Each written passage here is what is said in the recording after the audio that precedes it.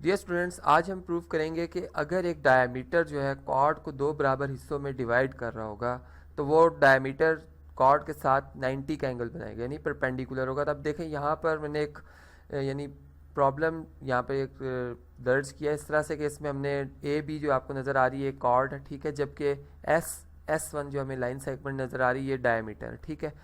और इसमें हम ये देख रहे हैं कि डायमीटर ने कॉर्ड को यू पॉइंट पे इंटरसेक्ट किया। अब ए से लेकर यू तक जो डिस्टेंस है वो 4 सेंटीमीटर और यू से लेकर बी जो डिस्टेंस है वो हमारे पास 4 सेंटीमीटर, ठीक है।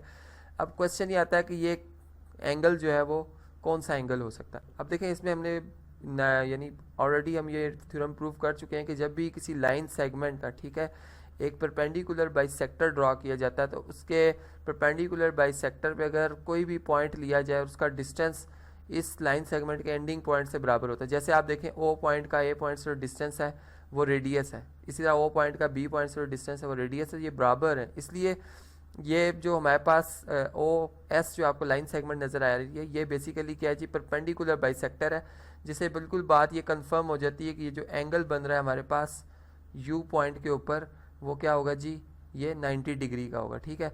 इसी तरह से ये तमाम एंगल्स जो हमने यहाँ पर फाइंड आउट करने ये तमाम 90 डिग्री के होंगे। अब हम इसको लॉजिकली किस तरह से प्रूव कर सकते हैं, यहाँ पे तो चले मैंने आपके सामने यानी थ्योरम की बेस के ऊपर बात की है। अब हम इसको बाकायदा यहाँ पे प्रूव करते हैं। देखें जैसे यहाँ पर हमारे पास एक सर्कल है, ठीक है, और इस सर्कल का मैंने डायमीटर शो कर दिया है, ब्लू कलर में नज़र आ रहा है आपको DC, ठीक है। लाइन सेगमेंट इस तरह से लाइन सेगमेंट ए बी जो है हमारे पास कॉर्ड है, ठीक है। और इस तरह से है कि मैंने यहाँ पर कंडीशन ये रखी है कि ए से एस जो डिस्टेंस है और एस से बी डिस्टेंस ये क्या है, ज्योमेट्रिकली कॉन्ग्रेंट है, ठीक है, इसलिए मैंने यहाँ पे मार्क लगा दिए। हमने प्रूव ये करना है कि ये डायमीटर और ये कॉर्ड जो है वो किस एंगल से एक दूसरे को इंटरसेक्ट कर रहे हैं, ठीक है। तो इसके लिए मैंने कंस्ट्रक्शन की है इस तरह से कि बिल्कुल इसी सर्कल को दोबारा ड्रॉ किया, ठीक। सिर्फ इसमें मैंने कंस्ट्रक्शन में जो वर्क किया वो ये किया कि ओ पॉइंट जो कि सेंटर ऑफ द सर्कल है उसको ए से जो कॉर्ड का एंडिंग पॉइंट है और इस तरह कॉर्ड का जो दूसरा एंडिंग पॉइंट है बी से ज्वाइन कर दिया। अब ये हम जानते हैं कि ये हमारे पास क्या है जी, रेडियल सेगमेंट है, यानी रेडियस है ये, ठीक है। अब आप चलें यहाँ पर मैं एक सर्कल जो है जो कि सर्कल में ट्राइंगल बन रही है OSA राइट एंगल, हमने जिसको प्रूव करना है, ठीक है। यहाँ पे हमने बात साबित करनी है कि ये राइट एंगल ट्राइंगल है। और इस तरह से दूसरी हमारे पास ट्राइंगल आ रही है, उसको भी चले मैं शेड कर देता हूँ, चलिए कलर थोड़ा सा डिफरेंट करते हैं इसको, ठीक है। अब जो हमने रिजल्ट प्रूव करना है वो मैं यहाँ पे पहले दर्ज कर लेता हूँ कि ताकि आपको याद रहे कि हमने जो रिजल्ट प्रूव करना है वो क्या है।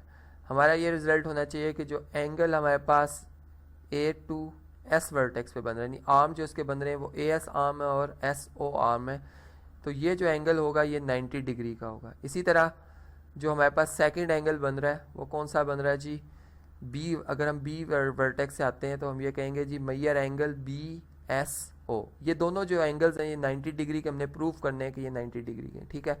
अब देखें इसमें अगर हम 1-1 करस्पॉन्डेंस लें दोनों ट्राइंगल्स में तो हमें इनमें जो बात कॉमन नज़र आ रही है सबसे पहले वो हम शेयर करते हैं।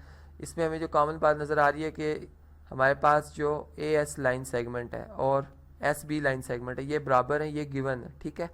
इसी तरह से O से B जो डिस्टेंस है और O से A डिस्टेंस ये रेडियल सेगमेंट है, रेडियस है, इस वजह से ये हमारे पास क्या हो जाएंगे जी, ये भी करस्पॉन्डिंग दो साइड्स कॉन्ग्रेंट हो जाएंगी। इसी तरह अब थर्ड साइड अगर हम देखें OS, ये इन दोनों ट्राइंगल्स में क्या है जी, कॉमन है। तो इस वजह से अब ये दोनों ट्राइंगल्स कंफर्म हो गया है यहाँ से कि हम ये कह सकते हैं जो ट्राइंगल हमें OSA नज़र आ रही है और इसी तरह से जो दूसरी ट्राइंगल हमें नज़र आ रही है जी, कौन सी ट्राइंगल है, OSB, ये दोनों आपस में क्या है, कॉन्ग्रेंट है। जब ट्राइंगल्स कॉन्ग्रेंट होती हैं आप जानते हैं कि उनकी फिर हर करस्पॉन्डिंग साइड, हर करस्पॉन्डिंग एंगल जो होता है वो कॉन्ग्रेंट होता है। तो यहाँ पे फिर ये बात बिल्कुल कंफर्म हो जाती है कि जो एंगल हमारे पास ASO बन रहा है, ठीक है, और दूसरा एंगल जो हमारे पास बन रहा है जी BSO, ये दोनों आपस में क्या है, कॉन्ग्रेंट है, ठीक है। ये एंगल्स हमारे पास क्या आ गए हैं जी, कॉन्ग्रेंट आ गए हैं। इसको मैं यहाँ पे दर्ज कर लेता हूँ, फिर हम इस पर स्टडी करते हैं, ठीक है। यानी यहाँ तक जो लॉजिकली हमने बात प्रूव करनी थी वो बिल्कुल प्रूव हो जाती है कि एंगल जो हमारे पास ASO है, ठीक है, और जो हमारे पास एंगल बन रहा है जी कौन सा, BSO, ये दोनों मेजरमेंट के हवाले से क्या है जी, बराबर है। अब आप देखें अगर इन पर गौर करें तो ये जो एंगल्स मैंने अभी कॉन्ग्रेंट शो किए हैं ये आपस में एडजेसेंट एंगल्स हैं, ठीक है, चूंकि इनमें एक कॉमन आर्म हमें नज़र आ रहा है। दूसरी बात ये कि सप्लीमेंट्री एंगल, अगर इन दोनों एंगल्स का सम कर लिया जाए, ठीक है, यहाँ पे मैं लिख भी देता हूँ, तो ये 180 डिग्री बनता है। और हम जानते हैं कि ऐसे एंगल्स जो होते हैं ये हमारे पास सप्लीमेंट्री एंगल्स होते हैं।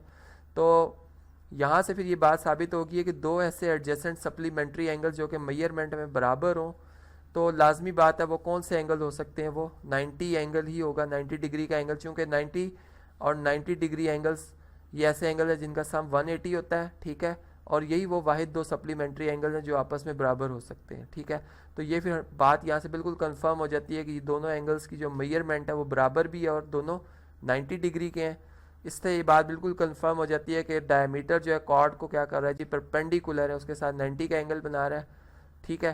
तो आज के इस थ्योरम में हमने बात समझी कि अगर कोई भी डायमीटर कॉर्ड को बराबर दो हिस्सों में डिवाइड करेगा तो वो उसको परपेंडिकुलरली क्या करेगा जी, इंटरसेक्ट कर रहा होगा।